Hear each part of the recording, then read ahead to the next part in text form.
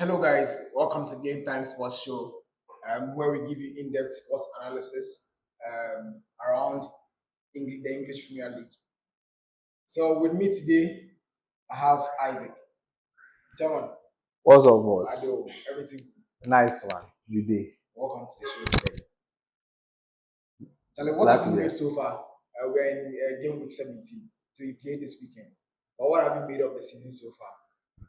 I think the season has become one of those very good ones. As now having a team in the end, I think uh, age-old injuries threatening to derail them. Man City, as usual, looking like they'll be the one that will give Arsenal a run for their money. Small clubs doing big things. Bournemouth started suffering a burnout. Sunderland is still, however, going on. Aston Villa has had a very good resurgence. Wolves early candidate for relegation. Tottenham flattering to deceive. Wow. It's been an entertaining one. Okay. But who has emerged as the underdog so far? Sunderland. I think a lot of people put it that by the 10th of December to January, Sunderland would have been long gone, a relegated team, but they are still punching above their weight. I think they have overachieved. But do you think they will make it to Europe? I.e., being in the Conference League or Europa? Or It'll be difficult. I think much of it will depend on somewhere come middle of January Okay. to February because they are going to lose their African stars. I think Yeah. 6 of them. Yeah. Yeah. So if they can navigate this thing till probably February and they are still having their guys up, just pray that someone like Ganesh Shaka doesn't get hurt. I think they can do marvelous things. Yeah, I think I will side with you on this one. Okay, let's quickly jump straight into it. Want to look at some results over the weekend. Okay. So let's talk about the. I think I'll call it the game of the week. Bournemouth Manchester United. Yeah.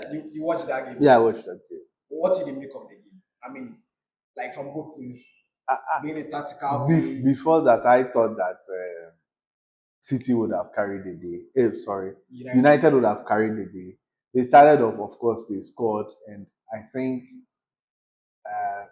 I don't know whether the coach doesn't trust Euro to finish games. He's always taking him off, bringing the butcher in there.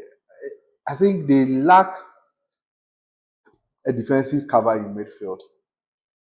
And I think it's something that they should actually address because Casemiro can't be your defender moving forward, and Ugarte is not even getting correct game time in there. They need to get somebody in there. They need to get somebody. It was a very scrappy game. I am shocked how United actually lost that game because when you watch the game, Bournemouth was so open, like very open, playing a high line at some times. I'm like, oh, United. And it was a very open game. Of course, lack of quality was in there. Like you could see that it was like two very average sides of their same class and level playing the ball, though one was Manchester United. For the neutrals, we enjoyed it. A lot of goals. We enjoyed it. Myself, I enjoyed that game. Wow. But then I think, just like you said, they need a lot of legs in the midfield, in a sense that Messi Mount is supposed to also offer some defensive cover, but he's not known for his defensive ability. No. So I think maybe playing a double pivot in maybe Kobe Menu and Casemiro wouldn't be bad. And that's what I feel. But I mean, you know, Mourinho and his things. But now that he has lost Ahmed Diallo and then Brian Bremo, I learned he said he will have to tweak his tactics too. I think he's using 3 people. Okay, so yeah, Mazurari as well to meet the rest of the players available. So another fixture too that I think it was the talk of the weekend. Crystal Palace, Manchester City. I think lots of people predicted that was going to be a very tough game. Yes. Myself, I did see it as um, one, but then should I say fortunately or unfortunately,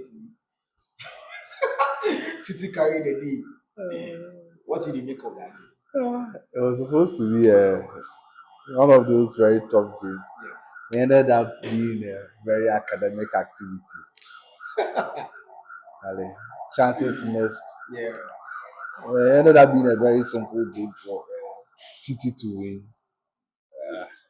I think City, City were not the typical City we know on the day. But then, I mean, I don't think you can go all season and play good games all season. There are some of those games where maybe it will be Mapra Makwe and Alpha.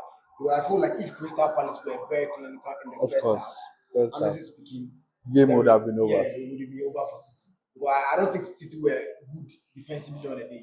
No, City have not actually been good defensively throughout the season, and chances may come and go. Point is that sometimes it's just 2 or 3 chances that may come at a short span, and when you spoil it, you spoil it. Another game I wouldn't want us to talk about because I'm so pained. It's Spurs. I think Nottingham Forest. How you go concede 3 goals to this Nottingham Forest side? When I talk about inconsistency, I mean Tottenham.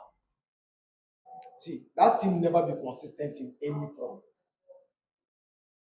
Do you have anything to say? Like, you get something to talk about them? Well, not really. I think the Spurs is a team that we all know.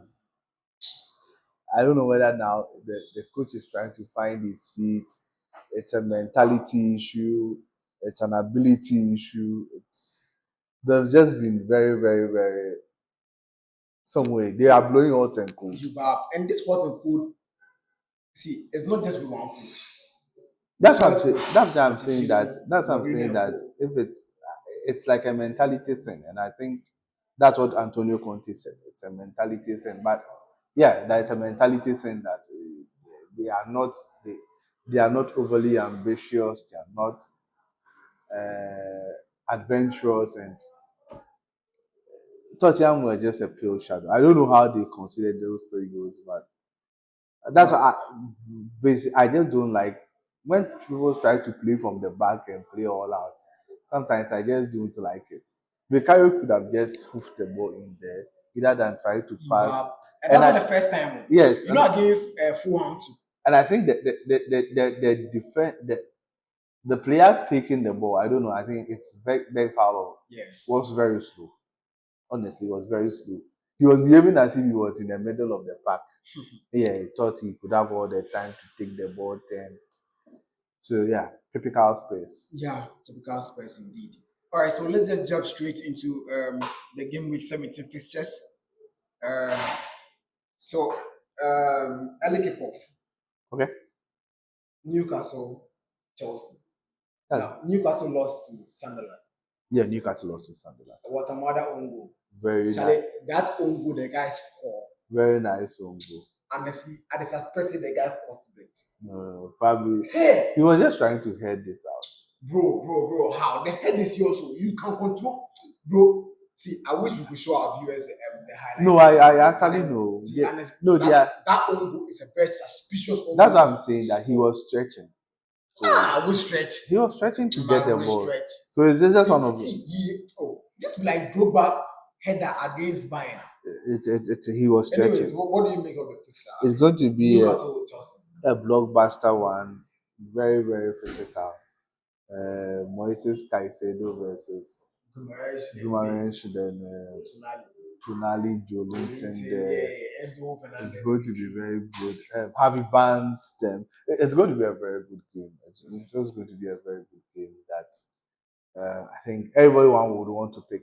Yes, Chelsea are coming off of a victory against Everton, so they're good. But Newcastle would want to pick themselves out of it because they are now, it's a home game for them. So after going to their neighbors, fiercest rivals to lose, they would want to appease the Magpies. So yeah, the fans there. So what will be your prediction for this game?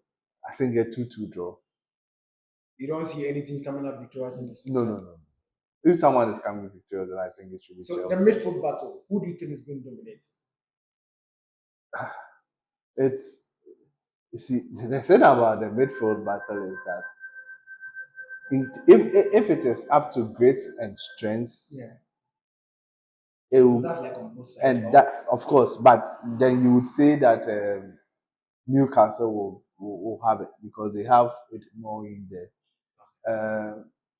However, I think someone like Bruno Guimaraes, apart from his industry, has a little bit of technicality. Yeah, yes. But when you go to the other side, Enzo may show one or two things in there. But if there's a Cole Palmer there coming off scoring in there, or Andre Santos or whoever is there, I think they can show a lot of promise in there. And then, Okay. so for me, I think it will end in a draw. All right. So that's your man Isaac. He says he's predicting 2-2 draw in a game between Newcastle versus Chelsea. All right. So the next game would be, I don't know if that's going to be called the game of the week. Tottenham Liverpool.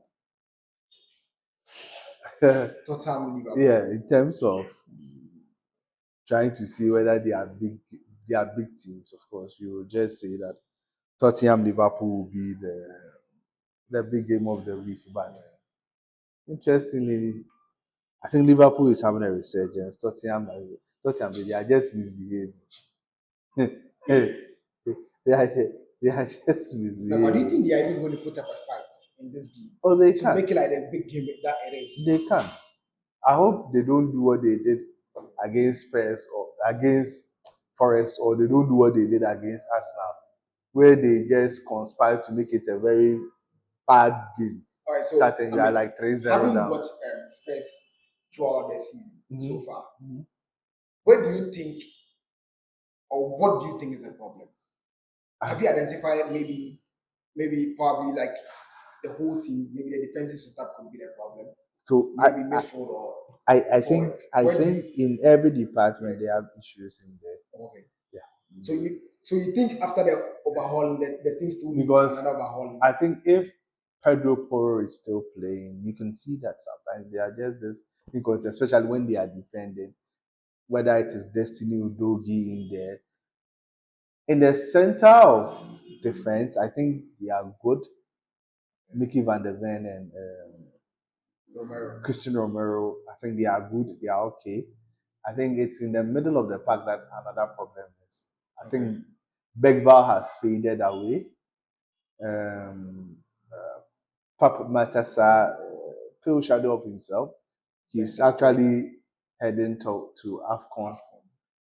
Bentancur, I think after They got Joao Paulinho. I think the injuries had yeah, Joao Paulino, yes, good, but Joao Paulina issue is that Joao Paulina sometimes is a bit slow.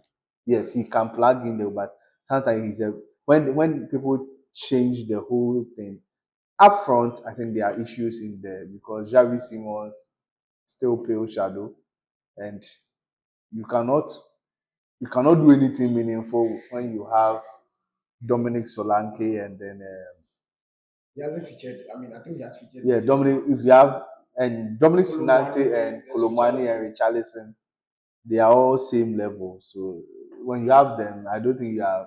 And on the other side of is Kudus Mohammed. In as much as he's doing some few things right and other things, I still think he still have that issue of doing yeah, it's like going for the extravagant things when there's a simple pass. Because I think there was this game I was watching that there was this one he was dribbling and then Begva had opened up, was just opened him half that just passed the ball. Because that pass made was just you know that Begva was just true on goal. He decided he wanted to go and beat everybody in the middle of the park.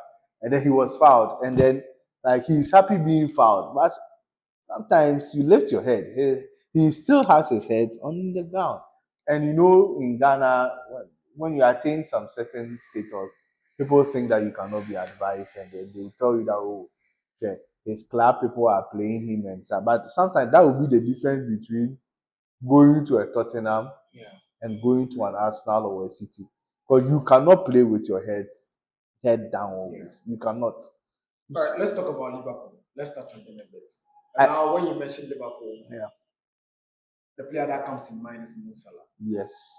I mean, it looks like the situation has subsided because Yeah. at least an apology has been rendered and then there's been forgiveness here and there.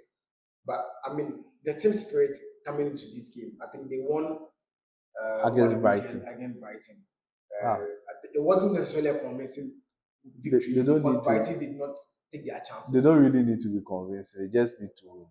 As us Okay, now. so I mean, yeah, coming into this game, I mean, what do you expect? Oh, I think they will beat Spurs. Okay. They'll beat So I Spurs. mean, what would be your prediction for this game? I think they will beat Spurs 2-0. Okay, I think I would go for a 2-1 victory to Liverpool. I also see Liverpool winning this game because I mean, in earlier of our reviews and preview shows, I've always said that Spurs have been like very inconsistent. I think the team should just decide that we are working for Salah. That's right. Okay. All right. So the last game I would want us to talk about in the game week 17 fixtures would be Everton Arsenal. Wow. Now Everton lost to Chelsea 2-1 defeat. I expected Everton to have to put up a fight against Chelsea, but then the game did not say that. I don't know if you watched that particular game. I watched a little bit. I don't think there was even a fighting. Exactly my point. Yeah. So I mean, what do you make of this fixture? Arsenal is going away. Arsenal, mind you, Arsenal also struggled to get past Wolves, a struggling Wolves this season. Yes, and I think that. So as I said, if as Everton, the Toffees are going to play sitting back, it's going to be one boring game, no problem. I think the game burst into light after Arsenal scored, and for some strange reason, Arsenal decided to sit back. Okay. Then now Wolves took the initiative and started attacking, and that is where a lot of the problem, because they are missing a lot of people in their defensive third. Their center backs are gone. Mosquera, who was supposed to be deputized, is also gone. But I think Saliba played in that game. Saliba? Yeah. Oh, okay. I thought Saliba played, I think, with Henkapi or something. I thought Saliba was hurt, but for me, that's what I'm saying. That it's one of those games that very interesting. It's going to be difficult, honestly. Just going to be. It's going to be difficult. I don't see how Everton is going to win that game, honestly. Okay, so what would be your prediction? I think Arsenal shades is 2-1. Okay. Yeah, Arsenal shades is 2-1. I don't expect probably a different Everton, because problem is that Everton will be without Idrissa Gana Gueye and Iliman Ndiaye. Okay. And I think Iliman Ndiaye has been the center of a lot of the good things that has happened. I don't know how. It's going to be quite difficult. So okay, just a quick touch on Manchester City. Do you think they have prepared themselves to challenge for the title? I think every team, I think the team has prepared itself to challenge for the title. I don't think Pep comes into a season and says that. I understand, but then it's one thing to want to win the trophy, and it's another thing to be prepared. I don't know if you understand. I mean, look at how the team was underperforming. I mean, at the early stages of the season. Yeah. They're equally playing hot and cold. Yes. Lost some matches that people did not expect them. Like we do not expect them to have or to lose. Yeah. So, but it looks like the team dynamic is gelling now. Yeah. What do you make of that? Do you think, due to what we have seen in the past few days, yes, this City side can compete? Like when we talk about Arsenal now, everybody is certain that this Arsenal team has to come end of season, they have to get a trophy. I don't know if you understand what I'm saying. Yeah, so that's what I'm saying. So I think there's only one team that when they started, everybody started playing. There was only one team that I think we could clearly say that okay, there are few deficiencies in the team. That was Arsenal. Yeah. City have defensive deficiencies now. Okay. Yeah, still have defense. And I think mostly it is due to their own doings, trying to play from the back, defenders trying to be very, very smart and sometimes trying to be very techy instead of just probably just booting the ball away. It's been difficult. I think one of the things too that I've never liked, I still don't like about City side. it's Nico Gonzalez. I think he's too slow. Yeah, I think just like he's too slow, we and share the same sentiment. I think It takes too many long. touches. Yeah, too many touches for because a defensive midfielder. because I think in their game against Madrid, yes, and against Crystal Palace, yes, he got the ball, he and was no, because dispossessed you were a defensive midfielder, you get the ball at the edge of your box, and it looks like he's now thinking about what to do. next. Meanwhile, when he got the ball, he was actually he got the ball with his back facing the opponent. But he got the ball. Clearly, when he got the ball, you could see that there was his player at his side, the throw line. He decided that now I won't do that one. He decided that, okay, I'm going to turn and try and dribble. And he lost it. Pass goes, and there was a shot that Donnarumma had to save. Yeah. So I just think he's just been too slow. He has just played a simple ball. One goal. What do you make of Cheki? I think the move from Lyon to City, there were a lot some doubt here and there. I mean, regarding his style of play, that it doesn't necessarily fit the Pep type typical profile. I'm sure you heard those. Of course, I actually had that same reservation. Okay, but it looks like currently he sits second, just behind Bruno Fernandes, who leads the top assists. No, and he has played lesser minutes. I mean, like, what have you made? No, I don't think. Just a quick catch on that. I don't think that anybody had a problem with whether he would do assists or not. I think the problem was whether he was going to fit into the team. Okay, so my question again. And the palpitations he was going to do. Yes, my question is to say. I think both. He has debunked those. Both people had to change in how they do things. Okay. I think Pep has allowed him room to explore and to do whatever he has to do. He brings in, it's a breath of fresh air for them. Yeah.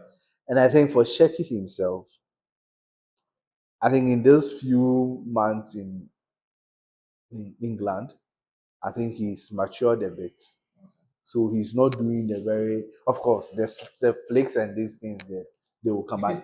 He's not, you can see that he's putting in, and that's one of the things I think he wasn't seeing a lot of it. He was doing it, but he's putting in defensive shifts, tracking people back, and but the fact is that even if you don't like him, you would just have to attest that probably after Kaka, Iniesta, probably Zidane and those, he's them players that when they move with the ball and is this nice when he's in full flight, it's a beauty to see. Yeah. And I think he has this nice connection to with Phil Foden, who is also rediscovering his form. And so I think it's been good. He's been one of the. I will place him probably as the third or best signing, behind Shaka and then Ekitike. Okay. All right. All too soon. We've come to the end of our review show today for the EPL Game Week 17. Thank you guys for sitting by and then for joining us today.